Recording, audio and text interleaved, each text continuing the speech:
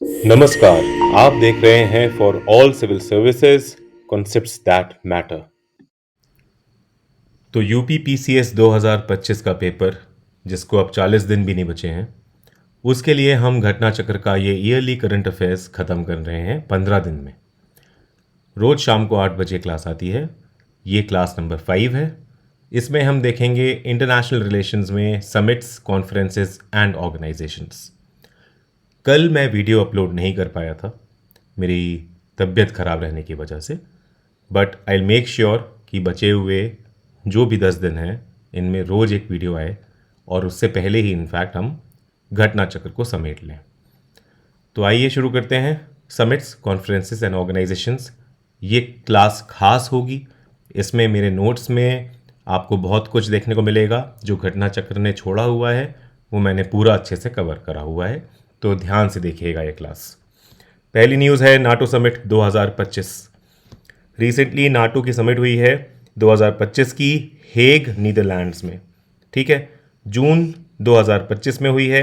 की हाइलाइट्स देखें तो हिस्टोरिक डेवलपमेंट बता रहे हैं कि नाटो ने कंक्लूड करी है समिट अपनी हेग में, जहां member countries agree to raise defence spending to 5% of their GDP. अब देखिए, आमतौर पे ये स्पेंडिंग इतनी नहीं रहती थी और 2% बेंचमार्क को क्रॉस कभी नहीं करती थी इंक्रीज के पर्सपेक्टिव में। अब ये डिफेंस स्पेंडिंग को 5% ऑफ देयर जीडीपी इन्होंने रेस कर लिया है। ठीक है, तो इसलिए इसको हिस्टोरिक बता रहे हैं। Summit also reaffirm नाटोज continued and unwavering support for Ukraine. अब देखिए, असल में पूरा मुद्दा ही तब से ये है, यूक्रेन रशिया का युद्ध, उसमें यूएस का इंटरफेरेंस और फिर नाटो का, और किस तरह से यूक्रेन के अपने राष्ट्रपति भी जो ज़ेलेंस्की हैं वो खुद नाटो का सपोर्ट चाह रहे हैं। और शायद रशिया का ये वॉर यूक्रेन के साथ है ही इसलिए क्योंकि वो नहीं चाहता कि यूक्रेन नाटो को ज्वाइन करे। और इसलिए मैं आपको पहले ही बता दूं कि यूक्रेन नाटो का मेंबर नहीं है। हालांकि ये इच्छा इसने बहुत पहले से जाहिर कर रखी है कि उसे नाटो का मेंबर बनना है, बट वो फुल मेंबर नाटो का नहीं है। अगर ये आता है कन्फ्यूजन के लिए तो उसमें कन्फ्यूज मत होइएगा, यूक्रेन नाटो का मेंबर नहीं है। यूक्रेन नाटो की पार्टनर कंट्री है। ये अलग से इसको बनाया गया है ताकि युद्ध में नाटो इसका साथ दे सके। NATO also hosted a summit defence industry forum 24 जून 2025 को। ठीक है, समिट डिफेंस इंडस्ट्री फोरम करा है, हालांकि it's not very important. Next NATO summit होगी टर्की में 2026 में। ठीक है, इतना आपको याद रखना है। अब एक बार यहाँ से मैं चलूँगा थोड़ा से अपने नोट्स के पास और हम देखेंगे नाटो में क्या कुछ और है जो इंपॉर्टेंट है। 2024 में नाटो के 75 साल हो गए हैं। कितने हो गए हैं? 75 साल हो गए हैं। ठीक है, तो ये चीज़ आपको ध्यान रखनी पड़ेगी। नाटो के हो गए हैं 75 साल। नॉर्थ अटलांटिक ट्रीटी ऑर्गेनाइजेशन इसका फुल फॉर्म है। इसके फॉर्मेशन 75 साल हो गए हैं। स्वीडन लेटेस्ट कंट्री थी इसका मेंबर बनने वाली और 32वां मेंबर बनी है। ठीक है, 2024 में ही स्वीडन बना है 32वां मेंबर नाटो का। तो नाटो में टोटल मेंबर्स 32 हैं। 31वां मेंबर फिनलैंड था, 31st मेंबर था फिनलैंड। Okay, Finland. 32nd और लेटेस्ट मेंबर स्वीडन है। नाटो के बारे में देखिए तो इसका जेनेसिस हुआ था 1949। It was founded in 1949 with the signing off north Atlantic treaty, और वॉशिंगटन ट्रीटी भी कहते हैं इसको। ठीक है, with the aim of acting as a deterrent to the threat of Soviet expansion in Europe after World War II। Soviet के खिलाफ कि उसके वो थ्रेट बन रहा था, तो इसलिए नाटो इन्होंने यहाँ पे बनाया। हेडक्वार्टर्स इसके ब्रुसेल्स इन बेल्जियम। ठीक है, बेल्जियम है, वहाँ पे उनकी capital Brussels. Note, Ukraine is not a member of NATO but a NATO partner country. ठीक है, यूक्रेन नहीं है मेंबर नाटो का, नाटो पार्टनर कंट्री है। ठीक है, अब हम जाएंगे वापस से यहाँ। अब next news, SCO defence minister summit 2025। तो एससीओ क्या है? Shanghai cooperation organisation. इसकी डिफेंस मिनिस्टर्स मीटिंग हुई है किंगडाओ चाइना में जून 2025 में। ठीक है, Qingdao China. Defence minister of India Rajnath Singh ने यहाँ अटेंड करी है मीटिंग और प्रेजेंट किया है इंडिया का vision of global peace and security. एक कॉल दिया है for joint efforts to eliminate terrorism and steer and stress for greater trade economic cooperation and connectivity with in SCO। तो इंडिया ने refuse किया है to sign a joint declaration at SCO। अब देखिए ये बहुत फेमस हुआ था, ये क्यों हुआ, क्या हुआ, यहाँ ध्यान देना ज़रूरी हो जाएगा थोड़ा सा कि राजनाथ सिंह जी ने वहाँ पर साइन नहीं किया था जॉइंट डिक्लेरेशन एट SCO। असल में होता क्या है, जब भी ये समिट होती है या कोई मीटिंग होती है डिफेंस मिनिस्टर्स की वहाँ पे सिक्योरिटी पॉइंट ऑफ व्यू से, तो इस कॉन्फ्रेंस में सबकी सहमति से चलता है मामला। जो भी एंड में होगा कि अगर सारे देश सहमत होते हैं, कंसेंसस बेस्ड है, वोट बेस्ड नहीं है यहाँ पे कोई भी डिसीजन, ठीक है, SCO में, आप ये ध्यान रखिएगा। तो राजनाथ सिंह जी ने पेन नीचे रख दिया था, ये जाहिर किया था कि वो साइन नहीं करेंगे डिक्लेरेशन। रीज़न ये था कि उस डिक्लेरेशन में कहीं पर भी भारत पे हुए पहलगाम अटैक का जिक्र नहीं था, जबकि पाकिस्तान में हुए कुछ एक्टिविटीज़ इस तरह के जिसको टेररिस्ट अटैक बोला जाता है उसका जिक्र था, ठीक है। तो यहाँ किंगडम चाइना में डिफेंस मिनिस्टर मीटिंग में राजनाथ सिंह जी ने SCO डॉक्यूमेंट साइन नहीं किया था। यहाँ लिखा भी हुआ है as it did not mention anything about Pahalgam terror attack, ठीक है। रीजन था it did not mention anything about Pahalgam terror attack but mention about militant activities in Balochistan, ठीक है। As per the SCO charter the grouping takes decisions by agreement without a vote, ठीक है, vote नहीं होता है, अग्रीमेंट से होता है सब कुछ, ठीक है। And they are consider to be adopted अगर कोई भी मेंबर स्टेट रेज ना करे कोई ऑब्जेक्शन तो वो अडॉप्ट कर लिया जाता है। तो इस वजह से ये अडॉप्ट ही नहीं हो पाया था, ठीक है, क्योंकि इंडिया ने ऑब्जेक्शन कर दिया था, उसने साइन नहीं किया था।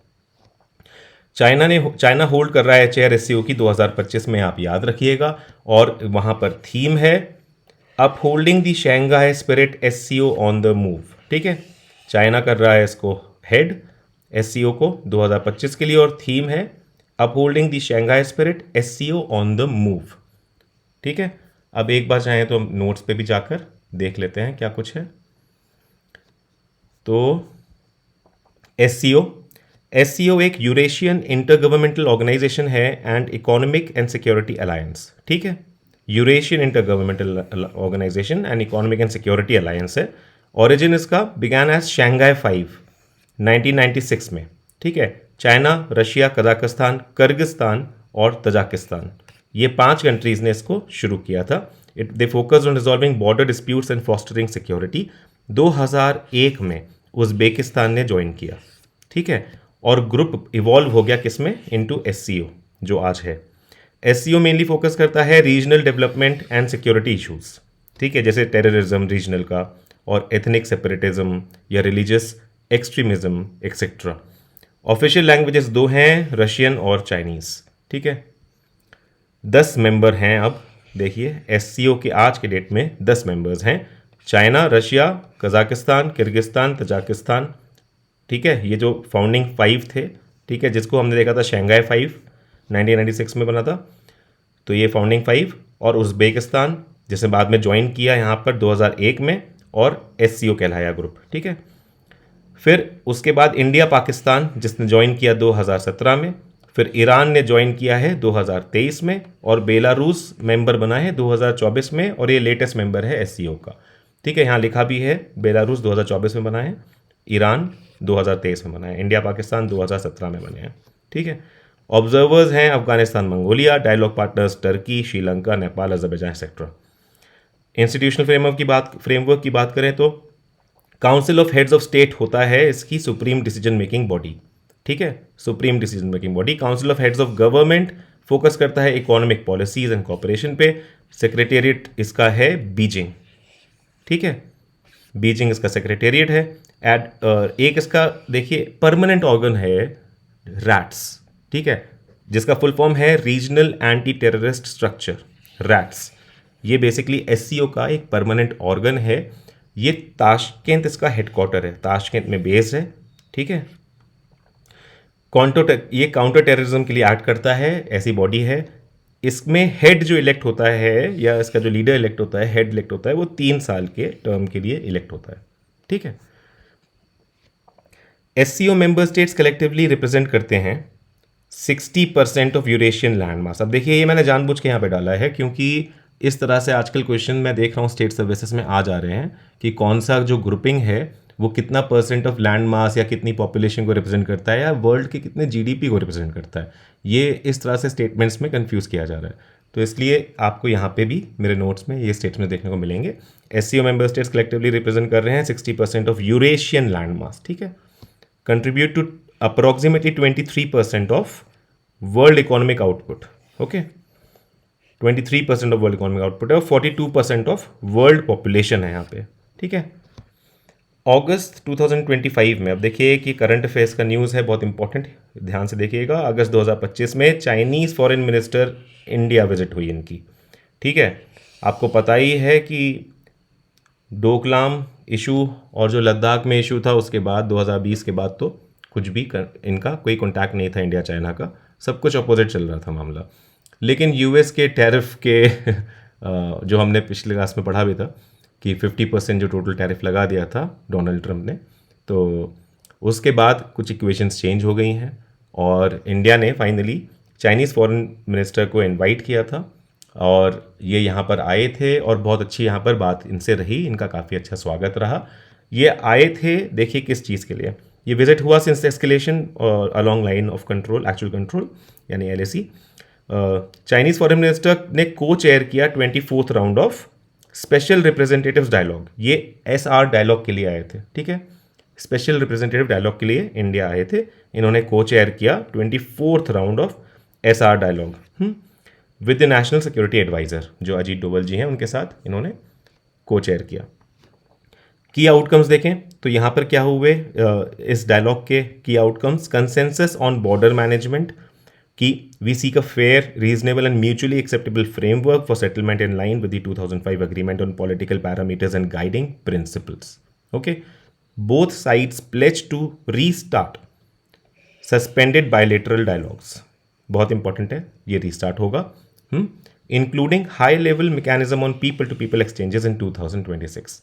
75 ईयर्स ऑफ टाइज हो गए हैं इंडिया और चाइना को अब ये भी आप याद रखिएगा, 75 ईयर्स ऑफ टाइज हो गए हैं और इसलिए हम लोग 2025 में commemorative events throughout 2025 hold करेंगे हमारे एस्टैब्लिशमेंट ऑफ डिप्लोमेटिक रिलेशंस को सेलिब्रेट करते हुए। Air connectivity agreement on resuming direct flights at the earliest, okay. Pilgrimage access, India का कैलाश मानसरोवर यात्रा एक एक्सपैंडेड स्केल में शुरू होगा फ्रॉम 2026, ठीक है। ट्रांस बॉर्डर रिवर्स, अब देखिए बहुत इंपॉर्टेंट है, सबसे इंपॉर्टेंट बेसिकली अब यही दोनों लास्ट के पॉइंट आ जाएंगे। ट्रांस बॉर्डर रिवर है, both side agree to continue cooperation under expert level mechanism and to share hydrological data during emergency, ठीक है। आपको पता ही है कि सबसे बड़ा डैम चाइना बना रहा है वर्ल्ड का, ठीक है, यालंग सांगपो पे, जो कि हमारे यहाँ पे आके ब्रह्मपुत्र हो जाती है। तो इंडिया ने उस पर बात करी है और चाइना ने कहीं ना कहीं आश्वासन दिलाया है कि हम लोग इन्फॉर्मेशन शेयर करके ही सारा काम करेंगे, ऐसी कुछ बात हुई है। तो अब ट्रांस बॉर्डर रिवर्स पे अगर हम लोग कॉपरेशन के लिए एक एक्सपर्ट लेवल मैकेनिज्म बना रहे हैं, हाइड्रोलॉजिकल डेटा वहाँ पे अगर इमरजेंसीज के दौरान हम शेयर भी करेंगे, तो ये सब कुछ एक पॉजिटिव डायरेक्शन में अप्रोच है, ठीक है।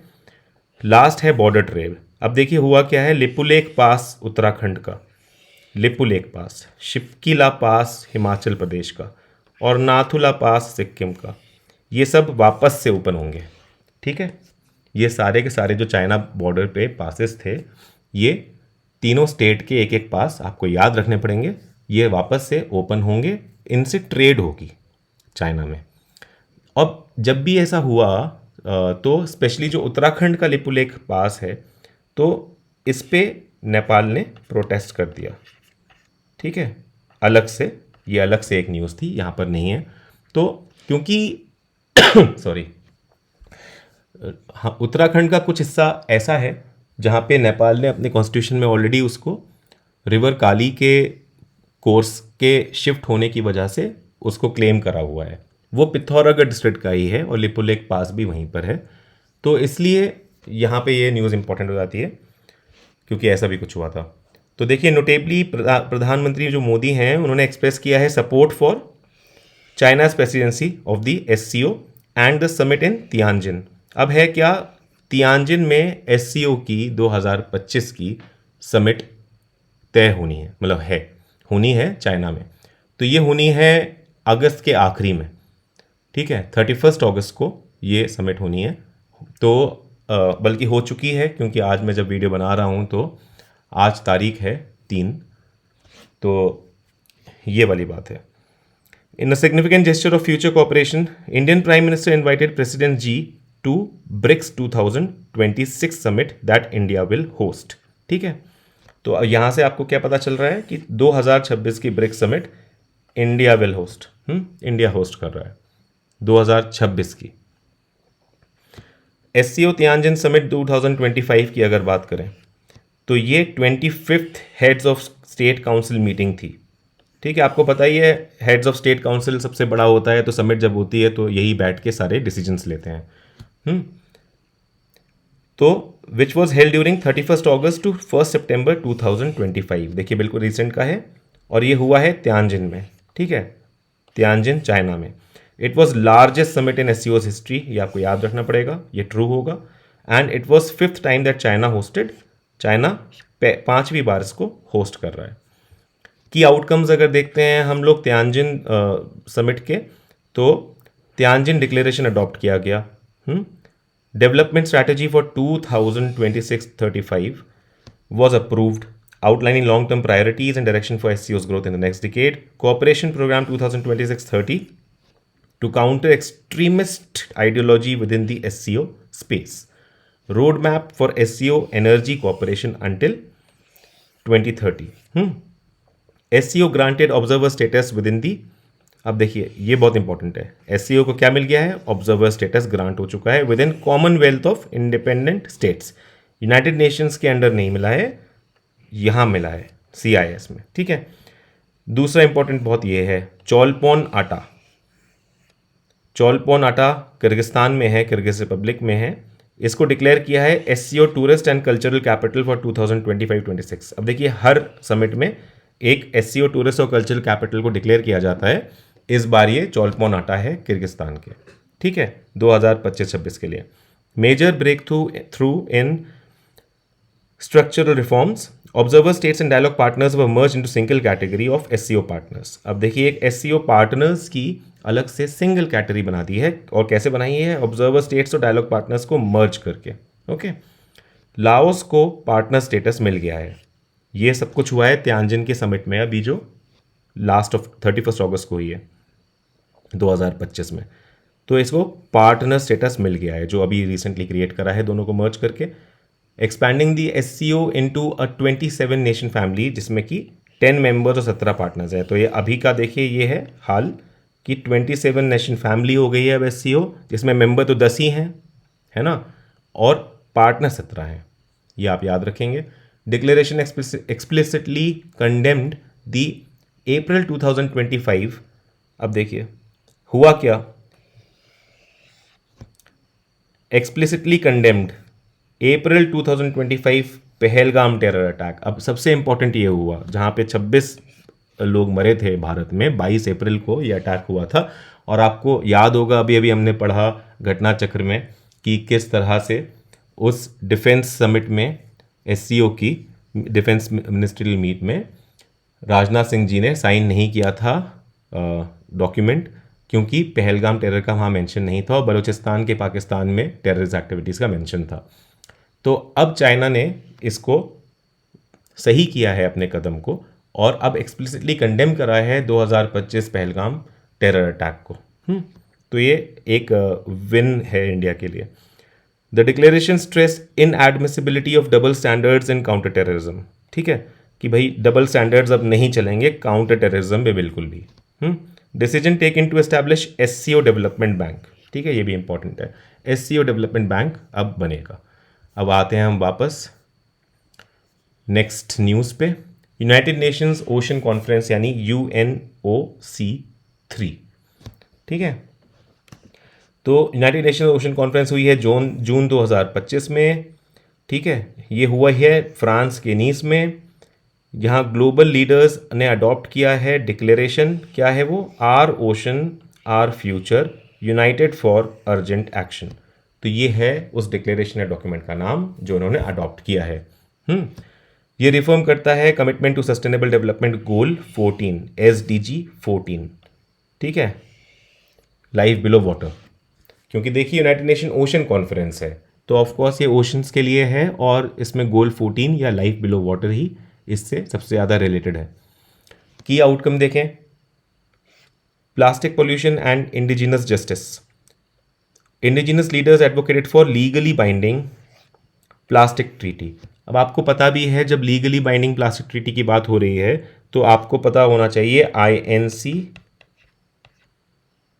आईएनसी के बारे में जो यूएनईपी का है, ठीक है, यूएनईपी का आईएनसी, जिसको आप देखिएगा ज़रूर। यहाँ मैंने नोट्स में नहीं डाला हुआ है क्योंकि वो टॉपिक सब एनवायरनमेंट के करंट अफेयर्स में घटना चक्र में होना चाहिए, नहीं होगा तो मैं कवर कराऊंगा जब हम एनवायरनमेंट करेंगे, ठीक है, इसलिए मैंने यहाँ पर नहीं डाला है। बट एक एक लीगली बाइंडिंग ट्रीटी पे उस पर काम चल रहा है यूएनईपी के आईएनसी में। आईएनसी की 5.1 और 5.2, ये लेटेस्ट हुआ था 5.2।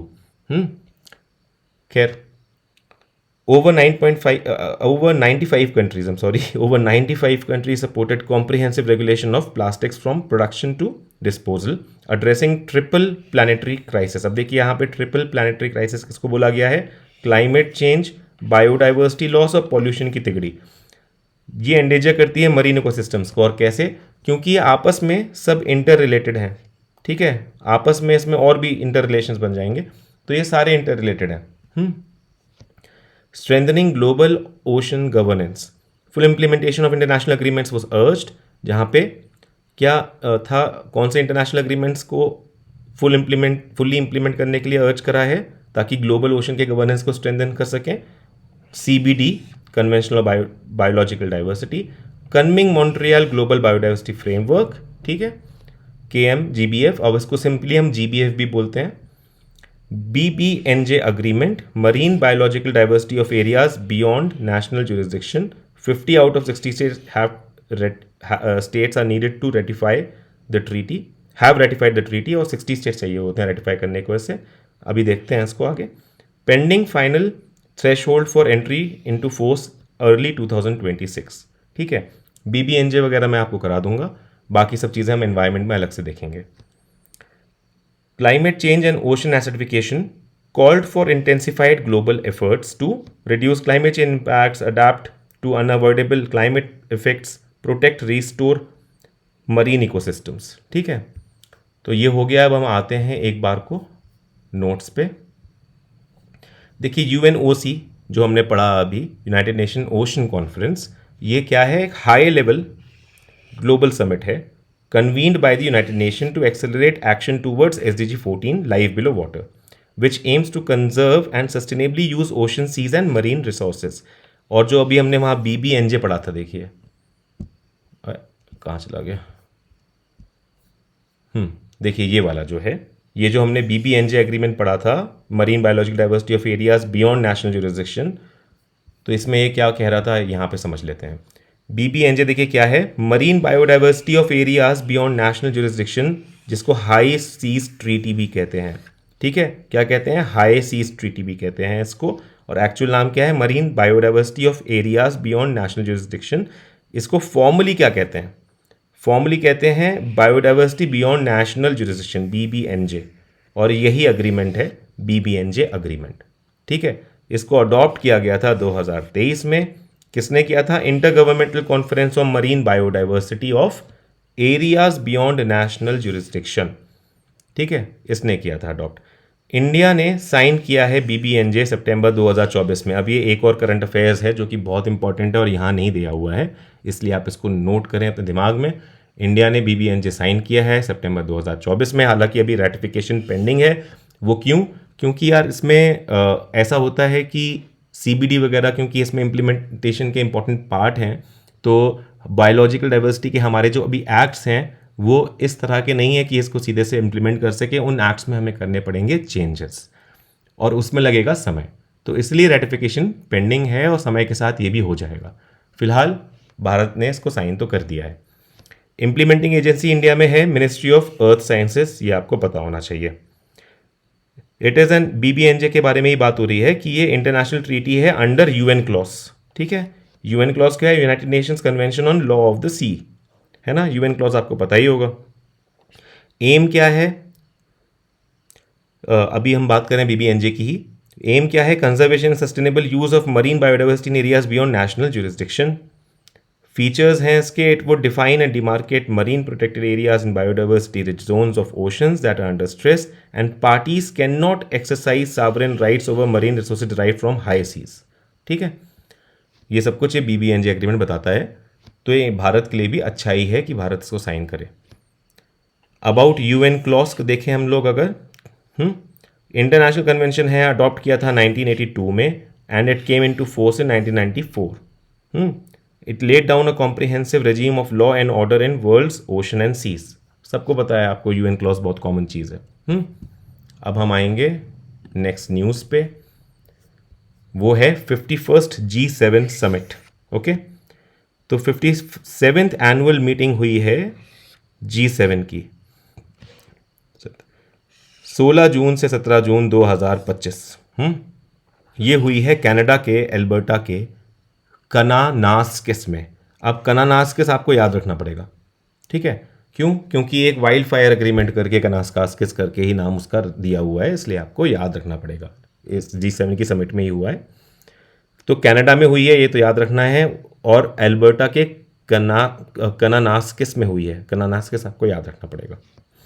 This was second G7 summit to be held in Kananaskis since 28 G8 summit. इसका कोई मतलब नहीं है, छोड़िए। Indian prime minister Narendra Modi participate किया है इसमें। और कैसे? G7 आउटरीच समिट, ठीक है। इनका आउटरीच प्रोग्राम एक रहता है, बाहर की दूसरी कंट्रीज़ को भी ये न्योता दे देते हैं, इनवाइट कर देते हैं। और इंडिया को लगातार इनविटेशन G7 की कुछ समिट से आ रहा है, और प्रधानमंत्री मोदी वहाँ पर स्पेशली जाके इनवाइट मतलब होकर वहाँ पर उसको अटेंड कर रहे हैं। इस बार भी किया है। India has been invited to attend the G7 outreach sessions अभी 12 टाइम्स। देखिए 12 बार इसको मिला के, 2025 को मिला के 12 बार करा है इंडिया ने भी इसको अटेंड, जबकि इंडिया मेंबर तो है नहीं। This is prime minister Modi's first visit to Canada since 2015। Okay, following an official invitation from Canadian prime minister Mark Carney. आपको याद होगा कि प्राइम मिनिस्टर कनाडा के कौन थे जिन्होंने रिज़ाइन कर दिया, और अब कौन हो गए हैं वो सामने लिखा है आपके, मार्क कार्ने। ठीक है, इंडिया, ठीक है। एक बायलैटरल मीटिंग भी इन्होंने की है प्राइम मिनिस्टर ऑफ कनाडा के साथ। मेजर आउटकम इनिशिएटिव की बात करें तो देखिए, कनानास्किस वाइल्ड फायर चार्टर, जिसकी मैं बात कर रहा था, एक ये चार्टर आया है वाइल्ड फायर पे। तो G7 कंट्रीज़ ने अग्री करा है to enhance cooperation on managing the impacts of wild fires, और इंडिया ने भी ऑफिशियली एंडोर्स किया है इस चार्टर को। ठीक है, इंडिया ने भी ऑफिशियली एंडोर्स किया है इस चार्टर को। G7 critical mineral action plan भी वहाँ पे बना है। ठीक है, एक ये प्लान करता है to form a critical mineral production alliance भी। ये अलायंस फोकस करेगा stockpiling and developing essential minerals for defence system and advance technologies. ठीक है, याद रखिएगा दोनों के लिए है ये, फॉर डिफेंस सिस्टम भी और एडवांस टेक्नोलॉजीज भी, including batteries, semiconductors, renewable energy components etcetera. Counter migrant smuggling पर G7 ने रीअफर्म किया है अपना commitment under 2047 G7 action plan. ठीक है, कंडेमनेशन ऑफ ट्रांसनेशनल रिप्रेशन यानी TNR। ठीक है, अब है क्या ट्रांसनेशनल रिप्रेशन? वही है कि भाई जगह जगह जहाँ पे ऑथोरिटेरियन रजीम्स चल रही हैं और वो कहीं ना कहीं पे उनका कंडेमनेशन करना है, मतलब इनको G7 नेशंस उनका कंडेमनेशन कर रहे हैं। वे authoritarian regimes target dissidents abroad. G7 के बारे में देखें तो G7 है ग्रुप ऑफ 7। ये एक इनफॉर्मल फोरम है। ठीक है, इनफॉर्मल फोरम है, फॉर्मल नहीं है। वर्ल्ड का मोस्ट एडवांस्ड इंडस्ट्रियल इकोनॉमीज का फोरम है। मेंबर इंक्लूड करते हैं France, Germany, Italy, UK, Japan, United states and Canada. ठीक है, EU पार्टिसिपेट करता है एज नॉन इन्यूमरेटेड मेंबर। ये आपको याद रखना है, EU मेंबर नहीं, as non enumerated member participate करता है G7 में। ठीक है, एक बार नोट्स पे देख लेते हैं। देखिए G7 बना था 1975 में as G6। US, UK, France, West Germany, Japan, Italy ये उसमें थे in response to 1973 oil crisis. तो 1973 का जो ऑयल क्राइसिस था उसके रिस्पॉन्स में G6 बना था 1975 में, और फाइनेंशियल टर्मोइल आया ही था। कनाडा ने ज्वाइन किया इसको 1976 में, यानी कि एक साल बाद, और ये बन गया G7। ईयर 2025 देखिए, फिर ये भी हुआ था कि बाद में इसको रशिया ने भी ज्वाइन किया था 90s में, और आपको पता, हाँ आपको पता ही है, फिर यूक्रेन पे जब वॉर हुआ तो उसके बाद रशिया अब G8 का पार्ट नहीं रहा। ठीक है, रशिया को बैन कर दिया। This year the year 2025 marked 50th anniversary of G7। तो अब इसलिए ये भी इंपॉर्टेंट बात है, सबका ऐसे ही पड़ रहा है, 75th एनिवर्सरी पड़ रही है किसी की, और किसी की 50th पड़ रही है, तो ये है। It became G8 in 1997 with the inclusion of Russia, जो मैंने आपको बताया, बट रिवर्टेड टू G7 इन 2014 क्योंकि रशिया हट गया after Russia's expulsion over the annexation of Crimea. Okay, economic significance देखें तो 40% ग्लोबल इकोनॉमी है, G7 रिप्रेजेंट करता है 40% of global economy, 10% of world population. आमतौर पे बाकी ऑर्गेनाइजेशन की बात करते हैं तो पॉपुलेशन ज़्यादा दिखती है और ग्लोबल इकोनॉमी में परसेंटेज कम दिखता है, लेकिन ये एडवांस इकोनॉमीज़ का ग्रुप है, तो इस यहाँ पॉपुलेशन आपको कम दिखेगी और ग्लोबल इकोनॉमी ज़्यादा दिखेगी। ठीक है, 36% global power generation capacity, 30% global energy demand, इनकी ज़रूरत नहीं है वैसे, 25% global energy related carbon dioxide emission, इनकी ज़रूरत नहीं है, ऊपर वाले दो आपको याद रखने पड़ेंगे। ठीक है, 40% और 10%। PGII देख लेते हैं लगे हाथ, जब इतना डिस्कशन हो ही गया है, क्योंकि PGII इंपॉर्टेंट रहता है हमेशा ही, और सुर्खियों में बना रहता है कभी ना कभी किसी न किसी चीज़ की वजह से, अभी भी सुर्खियों में है ही।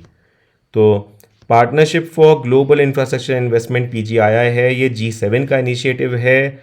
ठीक है, इसको लॉन्च किया था to fund infrastructure projects in developing countries and bridge the infrastructure gap. US along with its allies had announced the launch of Build Back Better B3W, Build Back Better World B3W 2021 में launch किया था G7 ने।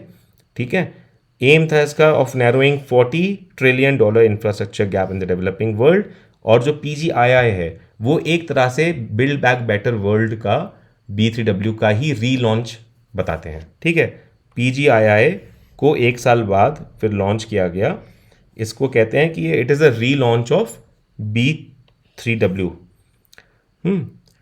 PGII is being seen as G7's counter to China's Belt and Road Initiative (BRI) to build connectivity infrastructure and trade projects in Asia, Europe, Africa, and Latin America. Under the PGII, G7 will mobilize $600 billion by 2027. ठीक है, यहाँ क्या होगा, G7 mobilise करेगा $600 billion by 2027 to deliver game-changing and transparent infrastructure projects to developing and middle-income countries. Okay, अब वापस आते हैं।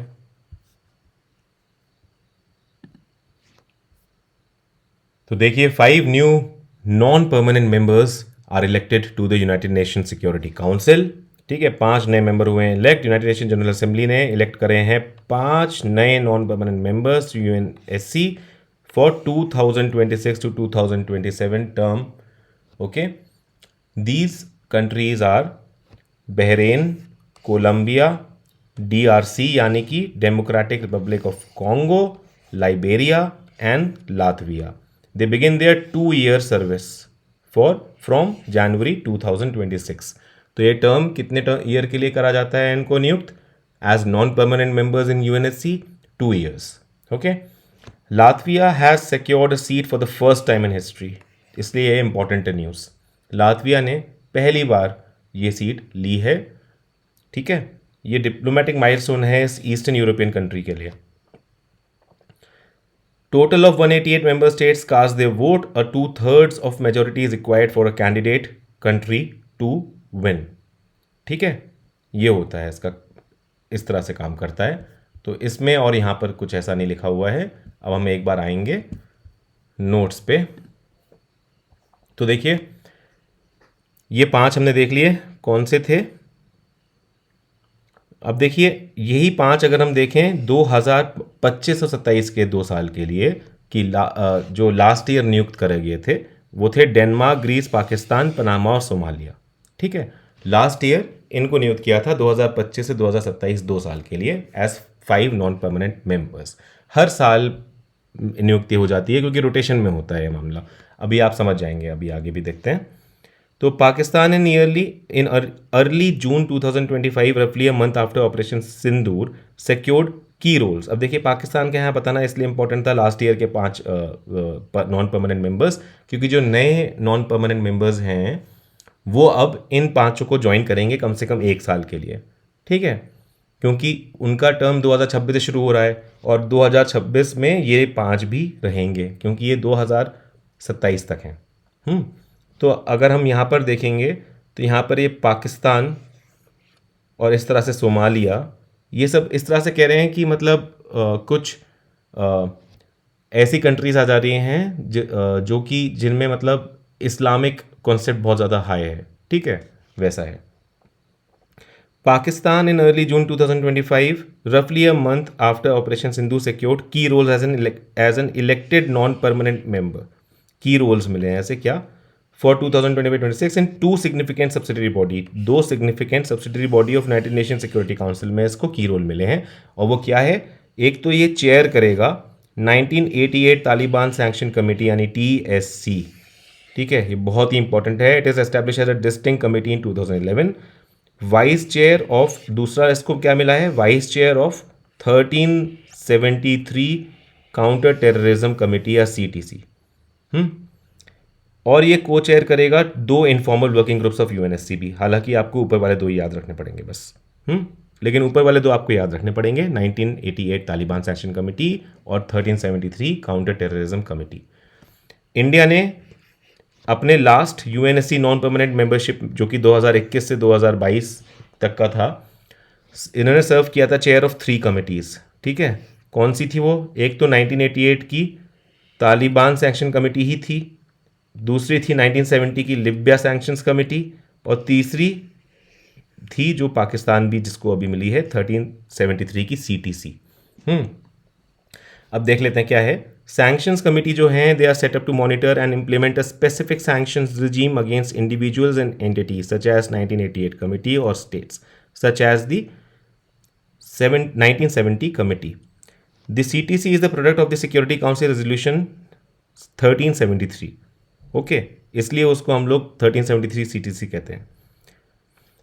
Adopted unanimously by United Nations Security Council after 9/11 terror attacks, the Chapter 7 resolution, these are binding on all UN member states। ठीक है, main बात आपको क्या बात याद रखनी है कि जो CTC है, it is binding on all United Nations member states, extensively laid down the responsibilities of states to counter terrorism। ठीक है, क्योंकि ये काउंटर टेररिज्म वगैरह के लिए है तो बाइंडिंग है सारे UN स्टेट्स पे, UN मेंबर स्टेट्स पे। अब पाकिस्तान ने कैसे सिक्योर कर फिर ये पोजीशन, अगर ये इतना ज़्यादा इंपॉर्टेंट है, बाइंडिंग है, पहले इंडिया भी कर चुका है चेयर, तो असल में क्या है, पाकिस्तान की चेयरमैनशिप या vice chairmanship of these committees was procedurally inevitable. ये मिलना ही था, मतलब प्रोसीजरी ऐसा है कुछ। Each of these committees are considered subsidiary organs of the council according to article 28 of the United Nation charter. Hence both the 1988 Taliban Sanction Committee and 1373 CTC comprise all 15 members of the council at any given time। ठीक है, हमेशा ये दोनों ही committees comprise करेंगे all 15 members। ध्यान रखिएगा, ये दोनों ही committee will comprise all 15 members of the council at any given time। United Nation security council के 15 के 15 मेंबर्स किसी भी गिवन टाइम में इसके मेंबर्स होंगे। By virtue of its 2-year UNSC membership, any elected non-permanent member invariably takes the helm of at least one of the Council's several subsidiary bodies at some point in their tenure. This possibility is made more inevitable statistically since the UNSC's permanent members China, France, Russia, UK and US। अब क्या है, 15 UNSC के member जो होते हैं, 5 उनमें permanent होते हैं, वो हैं China, France, Russia, UK and US। In 5 permanent members कभी भी, ये 5 परमानेंट मेंबर्स चेयर नहीं करते कोई भी सैंक्शंस कमेटी। ठीक है, ये एक ट्रेडिशन रहा है, यूएनएससी के परमानेंट मेंबर जो ये 5 हैं ये कभी भी चेयर नहीं करते कोई सैंक्शन कमेटी यूएनएससी की।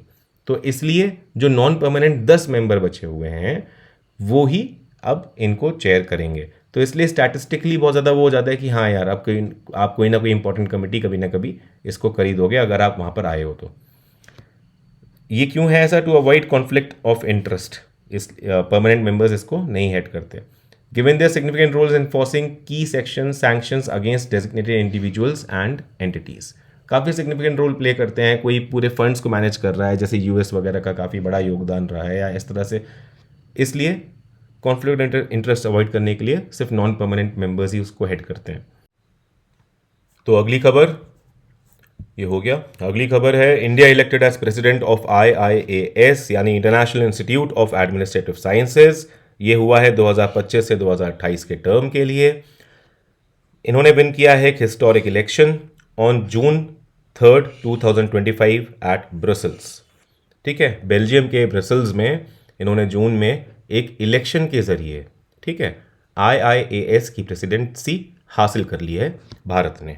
तो ये हिस्टोरिक है क्योंकि उसने डिफीट किया है ऑस्ट्रिया को। इंडिया ने डिफीट किया है ऑस्ट्रिया को। ठीक है, इंडिया को मिलते 61.7% वोट्स, हालांकि कोई दिक्कत नहीं है, वो बात ज़रूरी नहीं है।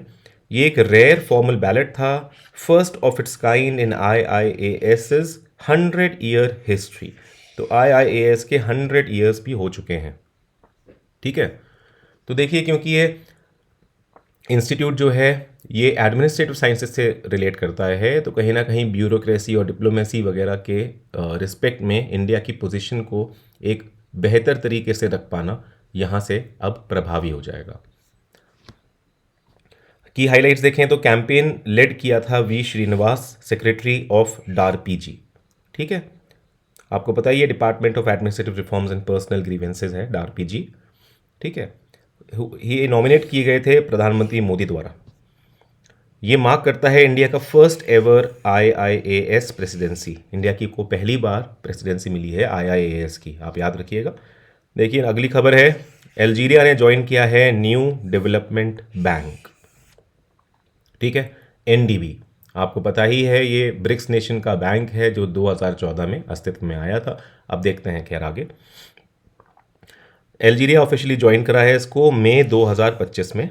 ठीक है, ये इनेबल करता है अल्जीरिया को to access developmental financing beyond traditional institutions like IMF and world bank. सही बात भी है भाई, NDB का अगर हिस्सा बने हैं, एक अपने आप में बैंक है, डेवलपमेंटल बैंक है, और दूसरे डेवलपमेंट बैंक जो IMF और वर्ल्ड बैंक हैं जो कई तरह की शर्तें रखते हैं या वहाँ पर फ्लेक्सिबिलिटी थोड़ी कम हो जाती है, स्पेशली जब इकोनॉमिक सिचुएशंस ख़राब चल रही हों जो आज के समय में ग्लोबली दिख ही रहा है, तो एक ऑल्टर ऑप्शन चाहिए होगा। और यही रीज़न है कि ब्रिक्स के लिए कितनी कंट्रीज़ अट्रैक्ट हो रही हैं, और फॉर द सेम NDB के लिए भी जाने कितनी कंट्रीज़ हिस्सा लेना चाह रही हैं, मेंबर बनना चाह रहे हैं, रिक्वेस्ट आई जा रही हैं। Indonesia to join new development bank, देखिए रिक्वेस्ट आई जा रही है यहाँ पे, इंडोनेशिया ने भी न्यू डेवलपमेंट बैंक के लिए यहाँ पर अपना वो जाहिर कर दिया है, हमें भी ज्वाइन करना है। ये हुआ है मार्च 2025 में, उन्होंने ऑफिशियली अनाउंस किया है decision to become a member of the new development bank. ठीक है, अब देखिए एक बार वापस आते हैं अपन नोट्स पे। तो NDB क्या है? New development bank multilateral development bank है। इसको जॉइंटली फाउंड करा है ब्रिक्स कंट्रीज ने। ठीक है, at 6th BRICS summit in Fortaleza Brazil 2014 में। तो देखिए कई कई जगह पे 2015 लिखा हुआ है, वो क्यों लिखा है वो भी मैंने यहाँ पर नोट करा हुआ है। ये फाउंड हुआ है 6th ब्रिक्स समिट फोर्टलेजा ब्राज़ील में 2014 में, 2015 में नहीं। इसने ऑपरेशंस शुरू करे हैं जुलाई 2015 में। ठीक है, तो ये आप कैटेगरिकली याद रखिएगा। इसका agreement came into force in July 2015। देखिए नोट एक बहुत इंपॉर्टेंट है, आपको ये समझना कि जस्ट बिकॉज NDB ब्रिक्स ने स्थापित किया इसका मतलब ये नहीं है कि सारे ही ब्रिक्स मेंबर उसके मेंबर्स हों। Most of the BRICS countries are the members of NDB, लेकिन नॉट ऑल। ठीक है, वो नहीं है, सारे मेंबर्स नहीं हैं ब्रिक्स के, मोस्ट ऑफ देम आर, क्योंकि NDB अब अलग से ऑपरेट कर रहा है, सबकी अपनी स्वेच्छा है जब जिसको ज्वाइन करना हो। मेंबर्स देख लेते हैं ब्रिक्स NDB के। एनडीबी के मेंबर्स ब्राज़ील हैं, रशिया है, इंडिया है, चाइना है, साउथ अफ्रीका है, ठीक है, बांग्लादेश है, यूएई है, इजिप्ट है, अल्जीरिया है, ठीक है। अब देखिए आप कहेंगे कि ब्रिक्स तो यहाँ पे दिख ही रहा है। असल में ब्रिक्स के सदस्य अब बढ़ चुके हैं, वो हम आगे कवर करेंगे जब हम ब्रिक्स पढ़ेंगे, ठीक है। तो एनडीबी के सारे ही ब्रिक्स सदस्य नहीं हैं एनडीबी के सदस्य। Membership is open to members of United Nations including both borrowing and non borrowing members, ये आर्टिकल 2 ऑफ एनडीबी कहता है। Uruguay is listed as the prospective member admitted by NDB's board of governors but will officially become a member after depositing as instrument of accession, ठीक है। तो अगला number अब यूरोगे का है, अगला जो मेंबर इनके बनेंगे वो यूरोगे बनने वाले हैं, क्योंकि इन्होंने एडमिट तो मतलब इनका ऑफिशियली एडमिट कर चुका है एनडीबी का बोर्ड ऑफ गवर्नर्स इनकी रिक्वेस्ट, लेकिन अभी यूरोगे ने अपना इंस्ट्रूमेंट ऑफ एक्सेशन सबमिट नहीं करा है ऑफिशियली, तो वो जैसे ही कर देंगे ये मेंबर बन जाएंगे, ओके। तो लेटेस्ट मेंबर अभी आपको ठीक है कोई नहीं, अल्जीरिया ही है अभी तक। हेडक्वार्टर शंघाई चाइना, ओके, इसका हेडक्वार्टर है शंघाई चाइना, याद रखिएगा, क्योंकि AIIB ADB और इन सब में कन्फ्यूजन हो जाता है, तो आपको इनके हेडक्वार्टर्स अलग से पता होने चाहिए, वो भी आगे देख ही लेंगे। हेडक्वार्टर शंघाई चाइना है। प्रेसिडेंसी और वाइस प्रेसिडेंसी रोटेट करती है among BRICS members. Current president हैं दिल्मा रूसेफ, ठीक है। देखिए एक तो ये है कि ये रोटेट करती है प्रेसिडेंसी और vice presidency among BRICS member, ये इनके ब्रिक्स के BRIC के अल्फ़ाबेटिकल ऑर्डर में ही रोटेट करती है, ठीक है। अब मेंबर्स बढ़ चुके हैं तो अब थोड़ा सा और उसमें डिफरेंट हो जाएगा, बट अभी तक यही है कि ब्रिक्स का जो अल्फ़ाबेटिकल ऑर्डर है उसमें ही हर साल 10 साल ऐसे करके रोटेट करती है प्रेसिडेंसी। अभी ब्राज़ील है, इसके बाद फिर रशिया का नंबर आएगा, फिर इंडिया का। कैपिटल एंड शेयर होल्डिंग देखें तो out of India initial authorise capital of $100 billion all 5 founding members have an equal share totalling इतना, ठीक है। तो आपको बस ये याद रखना है कि इनिशियल ऑथराइज कैपिटल एनडीबी का $100 बिलियन था और 5 फाउंडिंग मेंबर्स ने इक्वल शेयर वहाँ पर दिया था, ठीक है, उनका इक्वल शेयर था, आप इतना ही याद रखेंगे। तो अब आते हैं अगली खबर पे। देखिए self defence clause under United Nation charter, India ने article 51 of United Nation charter को इन्वोक किया है। क्यों? This is after Pahalgam terrorist attack जो 22 अप्रैल को हुआ था, उन्होंने लॉन्च किया था 7 मई को इंडिया ने ऑपरेशन सिंदूर, ठीक है। तो उन्होंने बोला कि it is an act of self defence. तो आर्टिकल 51 का अगर यूज़ करा है इन्होंने इंटरनेशनल फोरा में, तो इसका मतलब क्या है समझ लेते हैं। आर्टिकल 51 अलाउ करता है force only if a state faces an armed attack. It must meet necessity and proportionality. Article 51 traditionally apply करता है स्टेट अटैक्स पे, ठीक है, तो स्टेट अटैक्स पे भी अप्लाई करता है। In Nicaragua versus US 1986 self defence against non state actors was valid if state sponsored. तो ये एक जजमेंट ऑलरेडी आया हुआ है कि सेल्फ डिफेंस माना जाएगा सेल्फ डिफेंस अगर वो नॉन स्टेट एक्टर्स पे होता है, तभी माना जाएगा, जब वैलिड तब होगा अगर वो स्टेट स्पॉन्सर्ड है। तो इंडिया ने यही पक्ष रखा है कि ऐसा नहीं है कि पहलगाम अटैक डायरेक्टली पाकिस्तान की आर्मी आके कर गई है, लेकिन वो स्टेट स्पॉन्सर्ड है और इंडिया ये एस्टैब्लिश कर रहा है। हिस्टोरिकली भी देखा गया है, लोग भी जानते हैं, तो इतना बड़ा इशू नहीं है। आर्टिकल 51 को इन्वोक करने में सही किया है इंडिया ने। अनविलिंगली और अनेबल डॉक्ट्रिन, ठीक है, it justifies self defence in another country's territory if attacks are repeated. तो देखिए जस्टिफाई करता है सेल्फ डिफेंस एक दूसरी कंट्री की टेरिटरी में अगर अटैक्स रिपीट होते हैं, जैसे इंडिया के केस में हमेशा अटैक्स रिपीट हुए हैं, तो इसलिए जस्टिफाई करता है कि हाँ आपने अगर मिशन सिंदूर किया है तो शायद सही किया है। Host state is unwilling to act, host state supports और शेल्टर्स अटैकर्स, तो ये सारी चीज़ें तो हैं ही हैं। ADB लॉन्च, अगली खबर है, ADB ने लॉन्च किया। देखिए एशियन डेवलपमेंट बैंक की बात आ गई, अभी न्यू डेवलपमेंट बैंक की हमने किया था, अब एशियन डेवलपमेंट बैंक की बात आ रही है कि इन्होंने लॉन्च किया है फ्रंटियर सीड इनिशिएटिव, ठीक है। तो आपको ये याद रखना है क्योंकि इसमें कन्फ्यूजन हो सकता है, ये पूछा ऐसे जा सकता है कि फ्रंटियर सीड इनिशिएटिव किसने लॉन्च किया है, और वहाँ पे कंट्रीज़ के भी नाम आ सकते हैं या दूसरे बैंक्स के भी नाम आ सकते हैं, क्योंकि ये सीड वाली बात आ रही है तो इसमें एग्रीकल्चर मिनिस्ट्री है ऐसा कुछ डाल सकता है। तो फ्रंटियर सीड इनिशिएटिव ADB का है, एशियन डेवलपमेंट बैंक का है। तो ये किस लिए है? To promote private led sector sustainable ocean based projects in Pacific region. अब देखिए हो क्या रहा है, क्योंकि ओशन का लगातार चर्चा चल रही है कि किस तरह से हम लोग वेदर क्लाइमेट चेंज हो रहा है, उसमें ओशन का जो रेगुलेशन है वो सबसे इम्पॉर्टेंट रोल प्ले कर रहा है। जगह जगह डेजर्ट लाइक कंडीशंस हो रही हैं, कहीं पर ज़्यादा फ्लड्स की कंडीशन आ रही हैं। तो इसलिए ओशंस का रेगुलेशन बहुत ज़्यादा इंपॉर्टेंट है क्लाइमेट चेंज के पर्सपेक्टिव से, और उसका साफ़ सुथरा रहना भी, ये सब कुछ करना भी। तो ये सिर्फ एथिकल अप्रोच नहीं है, ये आजकल बहुत सारे ऑर्गेनाइजेशन हो गए हैं जो इन सब पे काम कर रहे हैं लगातार, तो ताकि वो भी हमसे लोन ले सकें। एक बहुत अच्छा इंस्ट्रूमेंट इन्होंने ईजाद किया है। तो फ्रंटियर सिटी इनिशिएटिव के अंदर ये प्रमोट करेगा private led sector led sustainable ocean based projects. कहाँ पर? ये देखिए स्पेसिफिक है पैसिफिक रीजन के लिए, ये है इसका एम, ठीक है, पैसिफिक रीजन के लिए। Aims to offer early stage catalytic grants to bridge financing gaps, ठीक है, attract further private and public investment, initially $200,000 technical assistance grants, ठीक है, वह साइंड विद सी पैक्ट्री लिमिटेड प्रॉन फार्मिंग में, और काहूतो पैसिफिक एरियल मैपिंग के लिए, ठीक है। तो इनिशियली इस तरह के ग्रांट्स दिए गए हैं। की फोकस इंक्लूड करता है innovative business model in fisheries, aquaculture and marine tourism, marine waste management, climate resilience through ocean based adaptation, ठीक है। अब हम वापस आते हैं अपने नोट्स पे, एडीबी के बारे में कुछ चीज़ें देखते हैं। एशियन डेवलपमेंट बैंक एक रीजनल डेवलपमेंट बैंक है, याद रखिएगा रीजनल डेवलपमेंट बैंक है। ये एस्टैब्लिश हुआ है 19 दिसंबर 1966 में। 1966 आप याद रखिए। हेडक्वार्टर्स का है मनीला फिलीपींस में, ठीक है।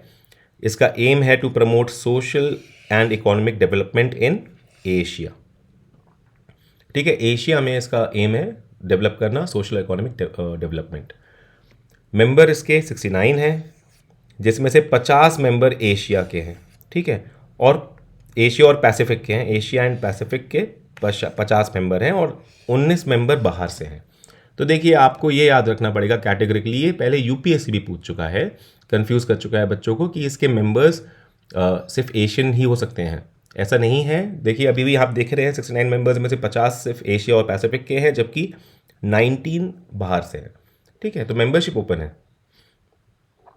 वोटिंग पैटर्न देखें, it was modelled closely on the world bank. देखिए इसका वोटिंग पैटर्न वर्ल्ड बैंक की तरह है, ठीक है, वर्ल्ड बैंक की तरह है, closely on the world bank है। सिमिलर वेटेड वोटिंग सिस्टम है जैसे वर्ल्ड बैंक में रहता है।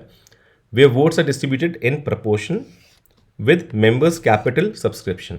मेंबर्स का कितना कैपिटल सब्सक्रिप्शन है एडीबी में, उसके हिसाब से वोट्स का डिस्ट्रीब्यूशन होगा उसके प्रपोर्शन में, ठीक है।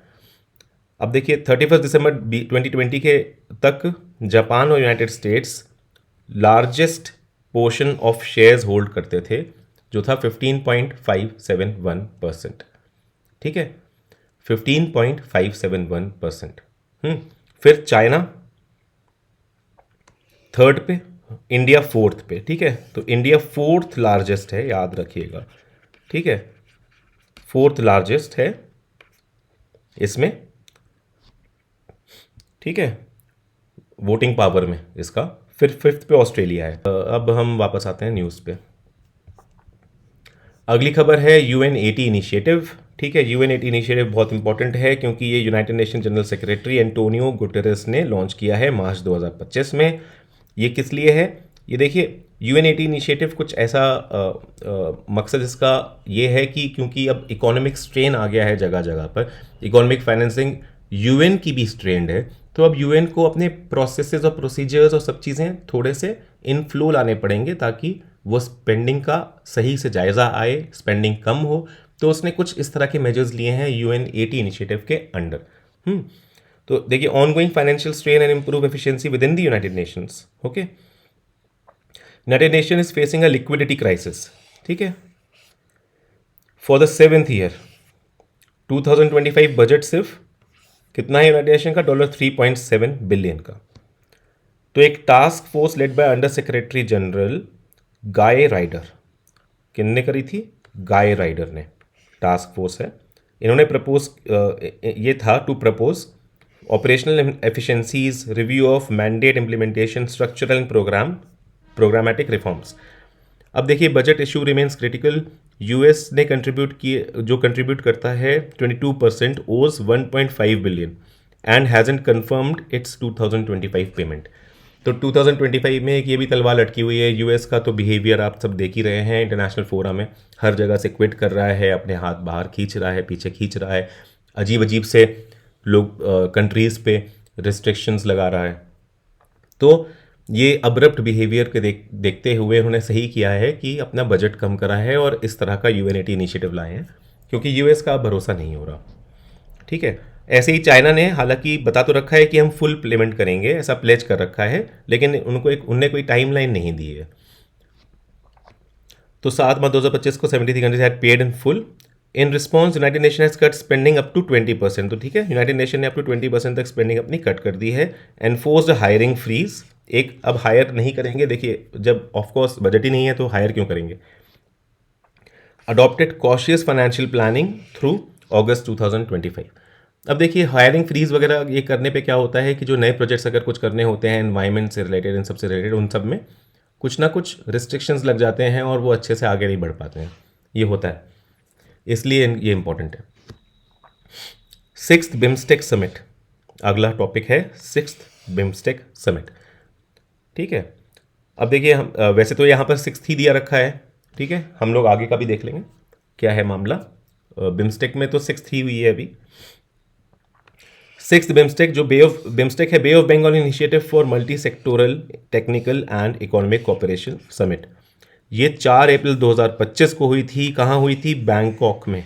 ठीक है, थाईलैंड के बैंकॉक में। इसकी थीम थी prosperous resilient and open BIMSTEC. ठीक है, PRO याद रखना है आपको, prosperous resilient and open.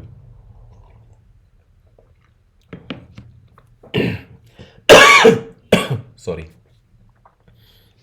Theme थी prosperous resilient and open BIMSTEC. Okay, leaders from all 7 member countries including India's prime minister Narendra Modi attended. Key outcome देख लेते हैं। बैंकॉक डिक्लेरेशन साइन हुआ है, adoption of first ever BIMSTEC vision 2030। First ever BIMSTEC vision 2030 यहाँ adopt किया गया है और मल्टीपल अग्रीमेंट साइन हुए हैं, जैसे BIMSTEC maritime transport cooperation agreement, MOUs हुए हैं विद आयोरा एंड UNODC। तो देखिए आयोरा से हो रहे हैं तो आपको पता है कि इंडियन ओशन रिम एसोसिएशन, तो किस तरह से इंडियन ओशन पे फोकस है, और बिम्स्टेक है तो ऑफकोर्स रहेगा भी। और UNODC क्योंकि यहाँ पे अब ड्रग्स वगैरह की बात हो रही है, ठीक है, तो लगातार ही जिस तरह से इशू आ रहा है ड्रग की स्मगलिंग का जगह जगह से, अलग अलग ओशन से भी, रूट से भी, तो उस पर भी रोक लगाने की ज़रूरत है और इन सब पे MOUs हुए हैं।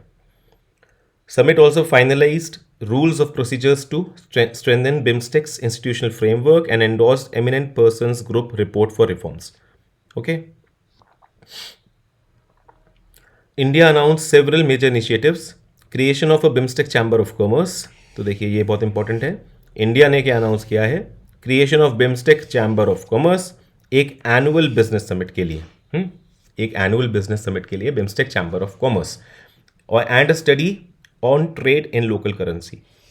दूसरा ये बहुत ज़्यादा इंपॉर्टेंट है, study on trade in local currency. देखिए ट्रेड इन लोकल करेंसी लगातार चर्चाओं में है, और लोकल करेंसी में ट्रेड अगर करेंगे तो हमारा भारत का रुपए और ब्रिक्स से जो भी जुड़े हैं उन सबके अपनी अपनी करेंसी स्ट्रॉन्ग ही होंगी, इसलिए लोकल करेंसी में ट्रेड बहुत इंपॉर्टेंट है। ये this is a step in the right direction. In security, India will host first BIMSTEC home ministers meeting. ठीक है, इंडिया क्या करेगा? होस्ट कर रहा है first BIMSTEC home ministers meeting. Capacity building initiatives including Bodhi programme, ठीक है, to train 300 youths annually in India, scholarships in forestry and Nalanda university diplomatic training, cancer care capacity building, centres of excellence for traditional medicine and agriculture. ये सब कुछ India ने ही बोला है। Okay, Bodhi programme 300 youth को annually train करेगा India में, scholarship देगा फॉरेस्ट्री और नालंदा यूनिवर्सिटी की डिप्लोमेटिक ट्रेनिंग भी देगा वहाँ पे, फिर कैंसर केयर कैपेसिटी बिल्डिंग बनाएगा, सेंटर ऑफ एक्सीलेंस बनाएगा। ये इंडिया ने डिक्लेयर करा है बहुत सारे, उनमें से 2 तो ट्रेडिशनल मेडिसिन और एग्रीकल्चर के हैं, और भी हैं। स्पोर्ट्स एंड कल्चर में इंडिया होस्ट करेगा BIMSTEC athletics meet, first BIMSTEC games in 2027। अब देखिए बिम्स्टेक एथलेटिक्स मीट 2025 में होस्ट करेगा ये, ठीक है, ये कर रहा है 2025 में इंडिया होस्ट, ठीक है। जबकि बिम्स्टेक गेम्स होंगे 2027 में। 2027 में 30 वर्ष हो जाएंगे बिम्स्टेक के, क्योंकि 1997 का बना हुआ ऑर्गेनाइजेशन है।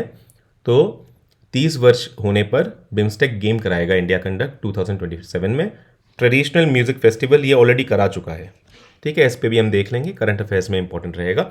एक sustainable maritime transport centre setup करेगा भारत में, ठीक है, ये भारत में सेटअप होगा।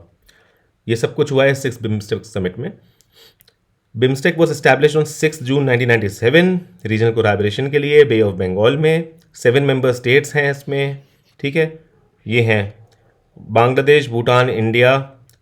देखिए मैं बता देता हूँ, BBIN SMT, SMT श्रीमती वाला SMT, तो BBIN Bangladesh, Bhutan, India, Nepal, Sri Lanka, SMT Myanmar और थाईलैंड, ठीक है। तो M में मॉरिशस नहीं आएगा क्योंकि ये बे ऑफ बंगाल की बात हो रही है, बिम्स्टेक बे ऑफ बंगाल से रिलेटेड है, तो बंगाल की खाड़ी के पास कौन सा आता है, M से म्यांमार ही आता है, तो इस तरह से आप याद रख लीजिएगा, ठीक है।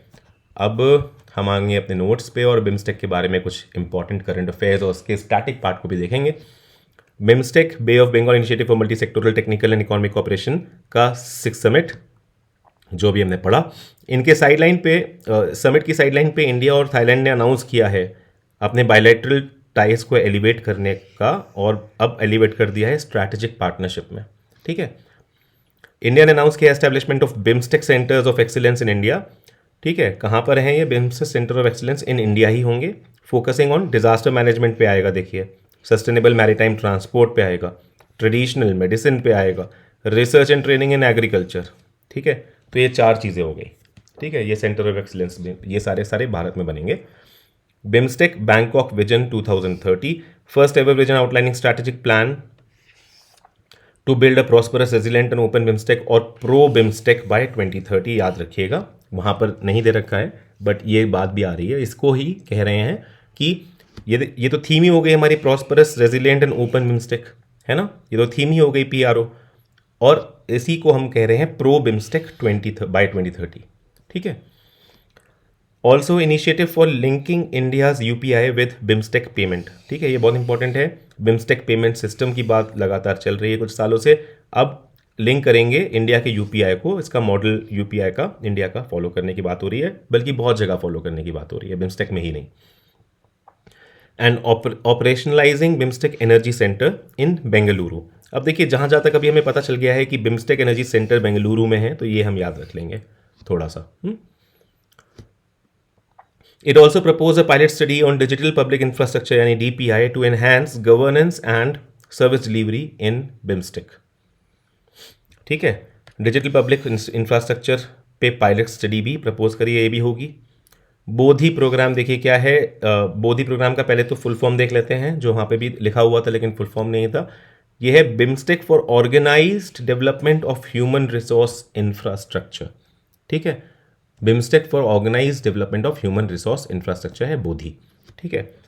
फिर chamber of commerce and business summit establishment BIMSTEC का चैम्बर ऑफ कॉमर्स होगा और ये होस्ट करेगा एक एनुअल बिम्स्टेक बिजनेस समिट। ये प्रपोज थी to promote regional economic integration among member nations, हम देख चुके थे। की action plans announced by India, India ने प्रपोज किया है 21 पॉइंट एक्शन प्लान, ठीक है। ये अब आपको बहुत इंपॉर्टेंट है, यहाँ पे याद रखना पड़ेगा, वहाँ नहीं दिया हुआ है घटना चक्र में। इंडिया ने प्रपोज किया है 21 पॉइंट एक्शन प्लान, तो ये आप याद रखिए, ठीक है। और इसमें होगा क्या, जैसे पीपल टू पीपल लिंकेजेस, जैसे हमने अभी खुद देखा ही कि किस तरह से पीपल टू पीपल लिंकेजेस आएंगे। एथलेटिक्स मीट कराएगा 2025 में, फर्स्ट बिम्स्टेक गेम्स कराएगा 2027 में, और 30th anniversary of BIMSTEC mark करेगा ग्रुप की 30th anniversary. BIMSTEC traditional music festival कराएगा जो करा चुका है, यंग्स लीडर्स समिट कराएगा, हैकेथॉन कराएगा for youth engagement, young professional visitors programme कराएगा to deepen cultural cooperation. BIMSTEC के बारे में भी कुछ देख लेते हैं लगे हाथ कि इसका जेनेसिस या ओरिजिन हुआ था as a regional organisation established on 6 June 1997, sign हुआ था बैंकॉक डिक्लेरेशन, ठीक है। तो ये कहाँ पर हुआ था इसका ओरिजिन? बैंकॉक में, थाईलैंड में हुआ था 1997 में। ओरिजिनली फॉर्म हुआ था 4 मेंबर के साथ, बिस्ट, ठीक है। 4 मेंबर कौन थे? BIST, BIST, Bangladesh, India, Sri Lanka and Thailand. ठीक है, इसलिए इस ऑर्गेनाइजेशन को स्टार्टिंग में बिस्ट ईसी कहते थे। ठीक है, बिस्ट ईसी कहते थे। तो Bangladesh, India, Sri Lanka and Thailand के 4 फाउंडिंग मेंबर्स थे। म्यांमार ने ज्वाइन किया है 1997 में, तब ये बन गया बिम्स्ट ईसी। ठीक है, 1997 में। तो फिर ये बिम्स्टेक कब बना है? जब नेपाल और भूटान ने ज्वाइन किया है इसको 6th मिनिस्ट्रियल मीटिंग में थाईलैंड, बैंकॉक के थाईलैंड में 2004 में, ये बिम्स्टेक बन गया तब। ठीक है, तो पहली सिटिंग समिट एज बिम्स्टेक हुई है 2004 में, या फिर फर्स्ट बिम्स्टेक समिट हुई है 2004 में। ठीक है, आप याद रखेंगे, ये इसका ओरिजिन इस तरह से था पूरा। सेक्रेटेरिएट थी इसकी ढाका, बांग्लादेश। ये बनी थी during 3rd BIMSTEC summit 2014 in Myanmar.